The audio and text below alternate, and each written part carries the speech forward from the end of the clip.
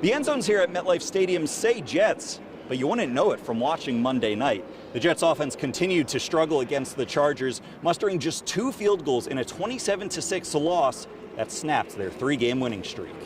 No team in WNBA history has ever come back from a 2-0 series deficit in the playoffs, let alone the finals. The Liberty aren't planning any parades yet, but most importantly, neither are the Aces after New York takes Game 3 87-73 to keep their championship hopes alive. Exactly 8 weeks to the day Aaron Rodgers tore his Achilles on this very field. Rodgers was out here in pregame taking dropbacks and firing passes. There are still rumors that he may be able to return this season, but in order for it to be worth it, the Jets have to be in playoff contention. And in order for that to happen, the Jets offense must somehow find a way to be productive with Zach Wilson at quarterback. That hasn't happened yet this season, and it especially didn't happen Monday night, as the Jets were held to just 6 points in a disappointing primetime loss to the Chargers. A locker room is a sacred place for any football team, pro, college, even down to the high school level. But it's not just for the players, it's also for everyone about that team, the coaches, the trainers, even the equipment managers. Today, Eduardo Racinos, a student at Putnam Valley High School, receiving the surprise of a lifetime, getting awarded the 2023 Heart of the Giant Award, and a whole lot more. Eduardo Racinos is used to cheering on his teammates at Putnam Valley High School, but Wednesday, the roles were reversed, with the Tigers giving a rousing ovation for their team manager, the first ever non-player to win the award. It's just shocking to me and excited. I'm about to tear up. Eduardo was born with spastic cerebral palsy, but has never let that hold him back. While unable to play football himself, the high school junior still found a way to be a part of the team, attending every practice and every game, providing support every step of the way. The team means a lot to me, and they inspired my positive messages. Eduardo learned a lot about being a community member through participation in the program, and I think the program learned a lot about being family with Eduardo. He was near tears while getting surprised with the award, but that wasn't the only surprise in store. We'd also like to give you tickets to the Super Bowl this year in Las Vegas.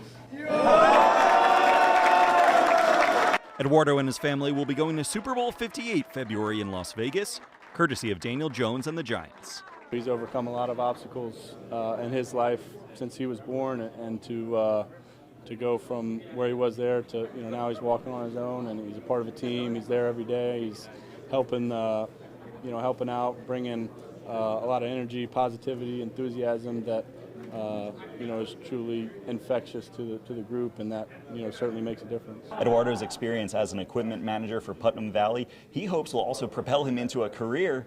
He hopes to be the equipment manager for the Giants one day. Maybe Daniel Jones can put in a good word for him. From the Meadowlands, Alex Wilcox, Channel 7 Eyewitness News.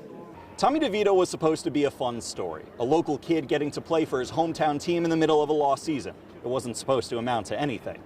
Then all of a sudden he won a game, then 2 in a row. Then on Monday Night Football against a potential playoff team in the Packers, it was Tommy DeVito leading the Giants down the field on a 2-minute drive to win it and cementing the Giants as firmly in the playoff hunts. Tommy DeVito, the fairy tale continues.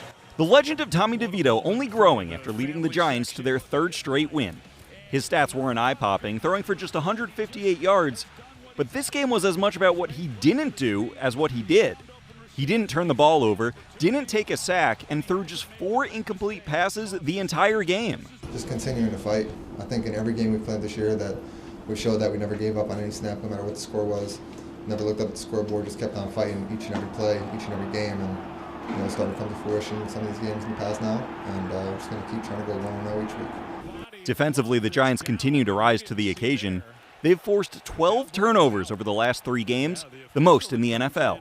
Wink's just been the mastermind to our success on defense this whole season. Right now, we're playing very confident. We're playing with a lot of anticipation, a lot of situational awareness, and that's a testament to Wink and just how he prepares us throughout the week. The G-men are still just 5-8, but they find themselves just 1 game out of a wild card spot with 4 weeks to go. You acknowledge it, understanding that that's still here, but still got a lot to do. So you can't get too focused on that. I think Coach said it best, keep the main thing, and that's what we got to continue to do. I mean, we believe it. As long as we continue to believe, anything is possible. So that's what we're going to do. The Giants will go for their 4th straight win Sunday in New Orleans. There's now no talk of tanking. All the talk is on Tommy. From MetLife Stadium, Alex Wilcox, Channel 7 Eyewitness News. There was progress this week for Daniel Jones, just not quite enough of it. According to reports, he's likely out for tomorrow's game against the Commanders. Big Blue even elevated Tommy DeVito from the practice squad Saturday. As for DJ, he was able to practice this week, but still hasn't been cleared for contact. And with the state of the Giants' offensive line, he'll have to deal with plenty of that whenever he does return.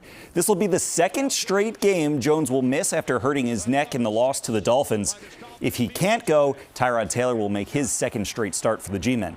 The Giants have lost 4 in a row, but they say one game can turn around an entire season. All it takes is one win to get the confidence. Coming out with a game that we feel like we should have had, obviously we didn't do enough.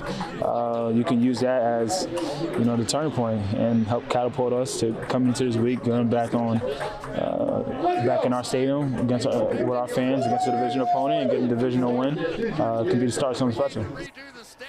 The Jets, meanwhile, apparently feel they've got too many cooks in the kitchen. They're on the bye this week, but the front office staying busy, reportedly trying to trade away running back Dalvin Cook. The team signed Cook just 2 months ago, but he's been used less and less each week, with Breece Hall taking a lion's share of the carries. Through 6 games, he's rushed for just 109 yards and hasn't scored a single touchdown. The trade deadline is October 31st. A big day today for Rutgers football. With a win, the Scarlet Knights would be bowl eligible, but in order to do that, they'd have to do something they haven't done all season: win a road game. Greg Schiano and Rutgers out in Bloomington taking on IU. Tied at 7 in the second, Hoosiers punting, and it's blocked. Eric Rogers scoops it up and takes it 17 yards to pay dirt. Knights take their first lead of the game, 14-7. Third quarter now, Rutgers up 17-14, looking for more, and Gavin Wimsatt delivers. Gets behind his big guys and plunges into the end zone. His second of the game, Rutgers up 10, and Wimsatt wasn't done. Now in the fourth, he calls his own number and streaks right through the heart of the defense, 80 yards to the house. That's 3 rushing touchdowns on the day to go along with a school record 143 yards rushing. Rutgers wins 31-14. They're going bowling. It's going to take time. I told you when we got here it was going to take time. There's no quick fixes. Not at Rutgers. Right? It's hard. And you just work and work and work. But this is definitely a step. To the ice, Rangers with a late one out west tonight against the Kraken. Right now, this one's scoreless in the first. Isles, meanwhile, looking to get back in the win column, facing the Sabres on the road, but a one-sided affair.